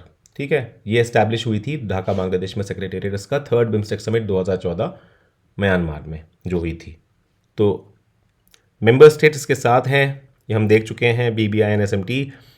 India ने होस्ट की थी 2nd बिम्स्टेक समिट 2008 में। ठीक है, उसके बाद से इंडिया ने बिम्स्टेक समिट अभी तक होस्ट नहीं करी है, बट अब नंबर आ रहे हैं भारत का भी। तो इंडिया ने होस्ट की थी 2nd बिम्स्टेक समिट 2008 में। बिम्स्टेक रिप्रेजेंट करता है 22% ऑफ वर्ल्ड पॉपुलेशन। ठीक है, और $5.2 trillion GDP। BIMSTEC charter foundational document है। देखिए, बिम्स्टेक चार्टर लगातार आया था क्योंकि 5th समिट में जो 2022 में श्रीलंका के कोलंबो में हुई थी, तो वहाँ पर बिम्स्टेक चार्टर को अडॉप्ट किया गया था और ये बहुत ही ब्रेक थ्रू था। फाउंडेशनल डॉक्यूमेंट है, आउटलाइन करता है गोल्स, प्रिंसिपल्स और स्ट्रक्चर ऑफ बिम्स्टेक। ये फाइनलाइज हुआ था 5th समिट में जो 2022 में हुई थी श्रीलंका में। चार्टर कन्फर करता है legal personality on grouping. It confers legal personality on the grouping, है ना। अब बिम्स्टेक एक लीगल पर्सनैलिटी की तरह आएगा क्योंकि अब उसका चार्टर भी आ गया है। ठीक है, जैसे हम इनकॉर्पोरेशंस होते हैं, कॉर्पोरेशंस होते हैं, वो लीगल पर्सनैलिटीज़ होते हैं लॉ में। अब वैसे ही इंटरनेशनल फोरम में बिम्स्टेक भी एक लीगल पर्सनैलिटी की तरह आएगा चार्टर के बाद। अब ये pave the way for external partnerships and admission of observers and new members. ठीक है, अब यहाँ पर भी आप देखने लगेंगे कि पार्टनरशिप्स, ऑब्जर्वर्स, नए मेंबर्स जुड़ने लगेंगे लगातार। 7 प्रायोरिटी एरियाज या पिलर्स डिसाइड हुए थे, देखिए यहीं पर कोलंबो में। ठीक है, मतलब श्रीलंका की जो 2022 की समिट थी या 5th बिम्स्टेक समिट थी, वहाँ पे 7 प्रायोरिटी एरियाज या पिलर्स डिसाइड हुए थे। तो ये कभी कभार पूछ ले सकता है, मतलब ऐसे, तो ये आप याद कर लीजिए। ट्रेड इन्वेस्टमेंट के बांग्लादेश थे। एनवायरमेंट एंड क्लाइमेट चेंज के इंचार्ज भूटान रहे, भूटान को बना दिया गया है। People to people contacts Nepal के पास है। Agriculture and food security Myanmar. Science and technology innovation Sri Lanka. Connectivity है थाईलैंड। ठीक है, और सिक्योरिटी है इंडिया के पास। इंडिया के पास है सिक्योरिटी।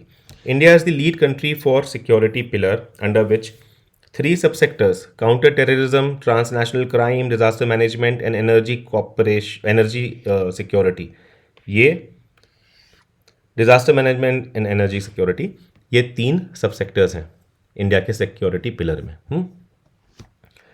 इन फरवरी 2025 देखिए क्या हुआ, first ever BIMSTEC youth summit हुई है। ठीक है, और ये कहाँ हुई है? गांधीनगर, गुजरात में। ये एक और करंट अफेयर है जो मिस करा हुआ है घटना चक्र ने, आप याद रखेंगे कि first ever BIMSTEC youth summit 2025 Gandhinagar, Gujarat में हुई है। ये event emphasise skill development, entrepreneurship and regional cooperation. इसकी थीम याद रखेंगे, youth as a bridge for intra BIMSTEC exchange. Youth centric focus था इस समिट में। ये हाईलाइट किया कि over 60% of BIMSTEC's 1.8 billion population क्या है? Youth. Over 60% of BIMSTEC 1.8 billion population youth है। ठीक है, highlighted India's goal of becoming a developed nation by, ठीक है, इंडिया का गोल है डेवलप नेशन बनना 2047 तक, stressing youth participation. Startup network India का प्रपोज किया है इंडिया ने, बिम्स्टेक वाइड स्टार्टअप नेटवर्क। ठीक है, ये एक और प्रपोज किया है इंडिया ने, BIMSTEC wide startup network to boost innovation entrepreneurship. India का स्टार्टअप इकोसिस्टम की बात करें तो ये वर्ल्ड का 3rd लार्जेस्ट है। 157,000 यानी कि 1,57,000 स्टार्टअप्स इंडिया में हैं अभी, और नियरली हाफ इसके विमेन लेड हैं। ओके, अब देखिए जुलाई 2025 में इंडिया ने होस्ट किया था 2nd बिम्स्टेक पोर्ट्स कॉन्क्लेव। ये एक और बहुत इंपॉर्टेंट खबर।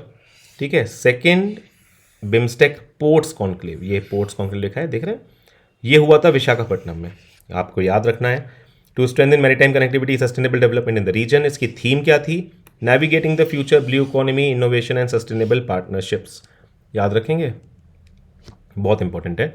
की आउटकम्स देख लेते हैं, इसमें भी कई एक चीज़ें इंपॉर्टेंट है की आउटकम में कि हुआ क्या था इसमें पोर्ट्स कॉन्क्लेव में बिम्स्टेक के। Member countries were urged to ratify and implement BIMSTEC agreement on maritime transport, BIMSTEC agreement या बिम्स्टेक AMTC, ठीक है, agreement on transport cooperation, signed during the 6th BIMSTEC summit 2025 in Bangkok. तो ये भी sign हुआ है, ये हुआ है वहाँ पर, और यहाँ पोर्ट कॉन्क्लेव में पहले से ही मेंबर्स को अर्ज किया था भारत में कि इस पे हमें साइन करना है, और ये हो गया है बैंकॉक के 6th बिम्स्टेक समिट में। Kaladan multi modal transit transport project यानी KMTTP, ये तो हमेशा से इंपॉर्टेंट है, ठीक है। It was recognise as a strategic corridor linking India's north east with the bay of Bengal and central to India's act east and neighbourhood first policies, ठीक है।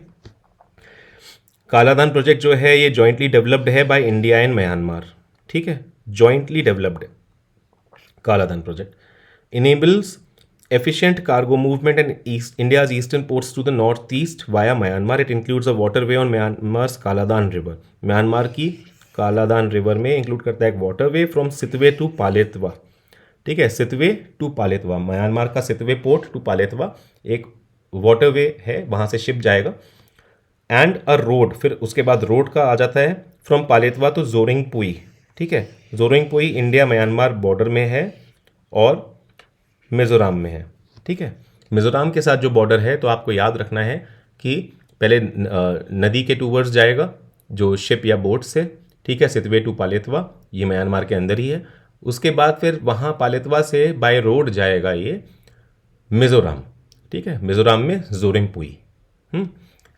तो ये जो कालादान है ये बाईपास करेगा नैरो, इसका सिग्निफिकेंस क्या है?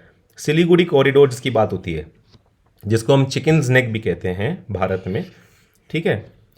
तो वो वाले हिस्सा कभी भी डोकलाम इशू के बाद बहुत ज़्यादा बड़ा इशू बन गया है कि यार अगर वो ब्लॉक हो जाए, कभी इस तरह से कोई वॉर हो जाए तो बहुत मुश्किल हो जाएगा, नॉर्थ ईस्ट तो पूरा का पूरा कट जाएगा भारत से, ठीक है।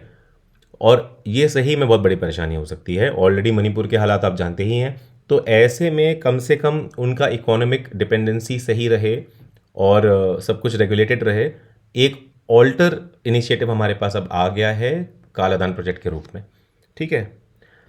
BIMSTEC sustainable maritime transport centre Mumbai, ठीक है, ये लॉन्च होगा under Indian ocean centre of excellence for sustainable maritime transport यानी IOCE स्मार्ट, ठीक है, इसके अंडर ये लॉन्च होगा। BIMSTEC sustainable maritime transport centre Mumbai में होगा। कॉन्क्लेव एम्फेसाइज करता है eco sensitive cruise routes, public private partnerships, led cruise terminals to position the bay of Bengal as premier sustainable tourism corridor. अब देखिए आखिरी चीज़ और है कि अगस्त 2025 में first ever BIMSTEC traditional music festival हुआ है, ठीक है, ये हुआ है भारत मंडपम में न्यू दिल्ली में। ये शोकेस कर रहा है rich musical heritage of all 7 BIMSTEC countries. इसकी थीम है सप्तसुर, 7 नेशंस 1 मेलोडी, सप्तसुर। ये क्रिएट करता है unity in diversity through musical traditions. ये इसको ऑर्गेनाइज किया है ICCR ने under ministry of external affairs. अब देखिए ये आप याद रखिएगा, ICCR जो है Indian council for cultural relations, ये मिनिस्ट्री ऑफ एक्सटर्नल अफेयर्स के अंडर है। यहाँ पे जो मिनिस्ट्री ऑफ एक्सटर्नल अफेयर्स के हमारे यूनियन मिनिस्टर हैं S जयशंकर, इन्होंने एम्फेसाइज किया है एक collective desire to see a fair and representative global order, ठीक है। अब देखिए इस तरह की बात क्यों कर दी, fair and representative global order and not dominated by a few, क्योंकि this statement comes in the backdrop of US announcement of 25% of reciprocal tariff on India. Notably, concept of US hegemony has been central to shaping the global liberal order post World War II, लेकिन इन recent decades हम देख रहे हैं US का dominance में decline sorry वो evident भी है। आप देख ही रहे हैं US इस तरह से हर जगह से हाथ खींच रहा है या अजीब सा बिहेव कर रहा है, कहीं पे कुछ भी रिस्ट्रिक्शन लगा रहा है, तो इन सब से इसका डोमिनेशन डिक्लाइन होना ही है और वो हो भी रहा है। और इसलिए एशियन कंट्रीज लगातार ब्रिक्स और बिम्स्टेक जैसे ऑर्गेनाइजेशन की ओर रुख कर रहे हैं और एशिया को स्ट्रॉन्ग करने के लिए एक आवाज़ में आगे आके बना रहे हैं अपना संगठन। तो आते हैं अब अगली खबर। बिम्स्टेक हमने अच्छे से कर लिया है, सारे ही इसके करंट अफेयर्स हमने 2025 के अच्छे से कर लिए हैं। अब देखिए, India is elected as IALA vice president. तो अभी हमने क्या देखा था इससे पहले कि IAS का प्रेसिडेंट चुना गए थे इंडिया ब्रुसेल्स में, ठीक है। अब यहाँ IALA के वाइस प्रेसिडेंट चुने गए हैं, यहाँ मत कंफ्यूज होइएगा आप। वाइस प्रेसिडेंट चुने गए हैं international organisation aids to marine navigation के, IALA के। मरीन वाले का जो है IALA, इसके वाइस प्रेसिडेंट है during its first general assembly in Singapore. अब देखिए, IALA जो ऑर्गेनाइजेशन है ये बहुत पुराना ऑर्गेनाइजेशन है, लेकिन इसकी फर्स्ट जनरल असेंबली हुई है, ऐसा क्यों और कहाँ हुई है? सिंगापुर में हुई है, इंपॉर्टेंट हो जाएगा। देखिए, 1957 में फाउंडेड है IALA मरीन ऑर्गेनाइजेशन जो ये है, और ये ऑफिशियली ट्रांजिशन किया है एक NGO से to an intergovernmental organisation in August 2024, ठीक है। तो इवन दो ये पुराना ऑर्गेनाइजेशन है, बट ये इंटर गवर्नमेंटल ऑर्गेनाइजेशन के रूप में अगस्त 2024 में ही आया है। इसलिए इसकी फर्स्ट असेंबली हुई है सिंगापुर में, और वहाँ पे वाइस प्रेसिडेंसी आई है इंडिया के हाथ। India's election strengthens its role in setting international standards for marine navigation. ये बहुत इंपॉर्टेंट है इंडिया के लिए, क्योंकि वैसे भी इंडिया का जितना भी डिपेंडेंसी है एनर्जी इंफ्रास्ट्रक्चर में स्पेशली, वो मरीन नेविगेशन का उसमें बहुत बड़ा हाथ है, और इसलिए इंडिया को ये बहुत इंपॉर्टेंट रहेगा। Indian delegation was led by TK Ramachandran, secretary ministry of ports, shipping and waterways. India host करेगा IALA काउंसिल मीटिंग दिसंबर 2025 में। IALA conference and general assembly host करेगा मुंबई में सितंबर 2027 में, ठीक है। तो बेसिकली अभी एक मीटिंग जो होगी दिसंबर 2025 की उतना इंपॉर्टेंट नहीं है, लेकिन इसकी जो कॉन्फ्रेंस और जनरल असेंबली होगी वो 2027 में होगी भारत में, ठीक है, वो इंपॉर्टेंट है। अब देखते हैं 8th इंडियन ओशन कॉन्फ्रेंस यानी IOC 2024।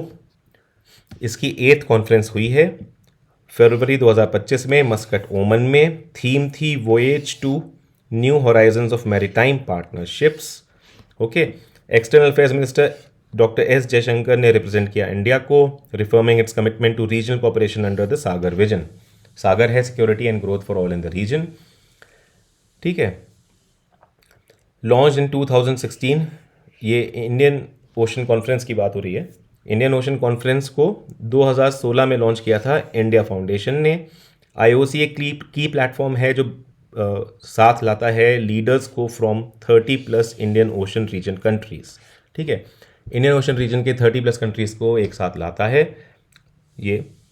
दी IOR या इंडियन ओशन रीजन कवर करता है 20% of global ocean surface, 75% of world oil reserve है, ठीक है। याद रखिएगा, ये गलत नहीं होगा, बिल्कुल सही बात है। Indian ocean region 75% of world oil reserves hold करता है, और ये वाइटल है 80% of global maritime oil trade के लिए। देखिए, सारे ही तो आपके की मैरीटाइम चोक्स जो हैं वो सब यहीं पर इंडियन ओशन रीजन में है, तो इसलिए 80% of global maritime oil trade भी यहीं पर इंडियन ओशन रीजन पे बेस्ड है। Including India's own energy imports, region host की मैरीटाइम चोक पॉइंट्स कौन कौन से? स्ट्रेट ऑफ मलाक्का जो इंडोनेशिया में के वहाँ पर है, strait of Hormuz, Bab el Mandeb, ठीक है। ये सब गल्फ कंट्रीज़ के आसपास की बात हो रही है। मोजाम्बिक चैनल, मोजाम्बिक वही अफ्रीका के बगल में जो लगा हुआ है, वहाँ से Mozambique channel. However, it also faces challenges like piracy, maritime terrorism and illegal fishing.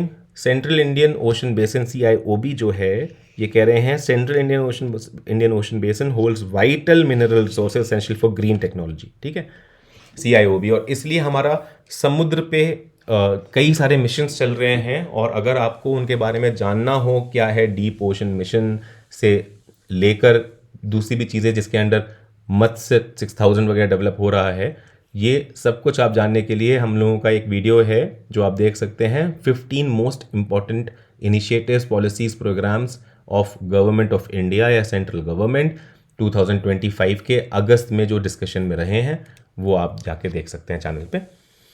UK joins Indo Pacific block.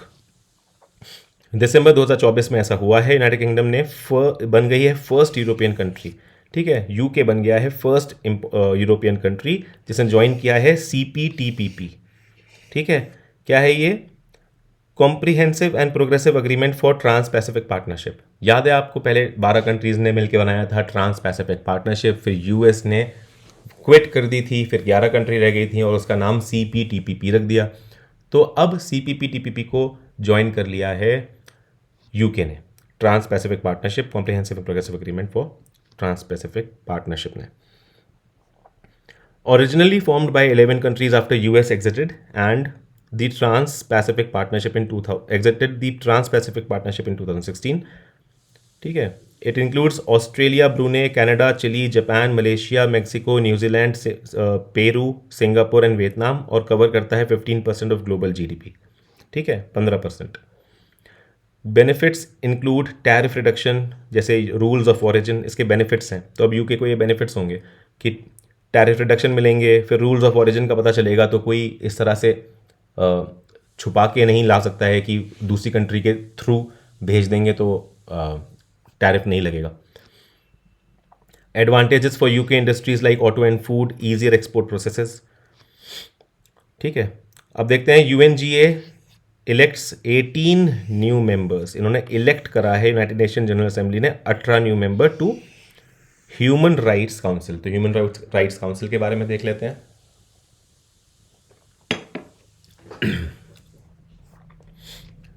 ये हुआ है 2025 से 2027 के टर्म के लिए थ्रू अ सीक्रेट बैलेट।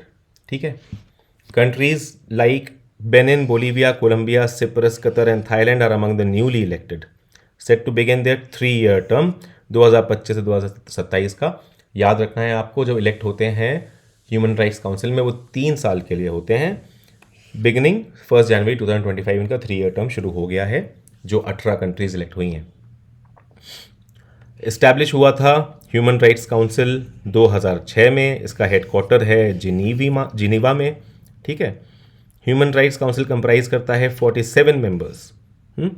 इनका होता है rotating membership structure. 1/3 of the seats change annually.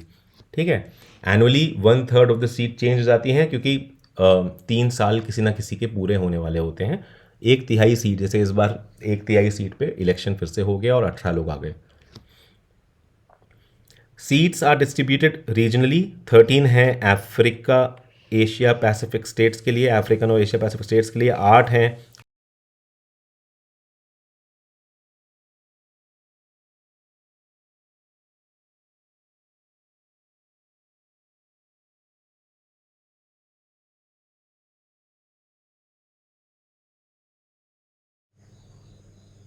तो आज के लिए इतना ही, क्योंकि ये पोर्शन बहुत इंपॉर्टेंट है और समय बहुत ज़्यादा लग रहा है इसमें। हम कवर भी बहुत कुछ कॉम्प्रिहेंसिवली कर रहे हैं।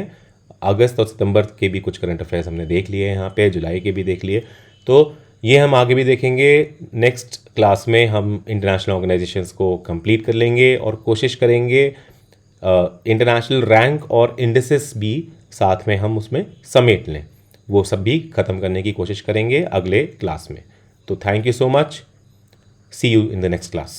Bye.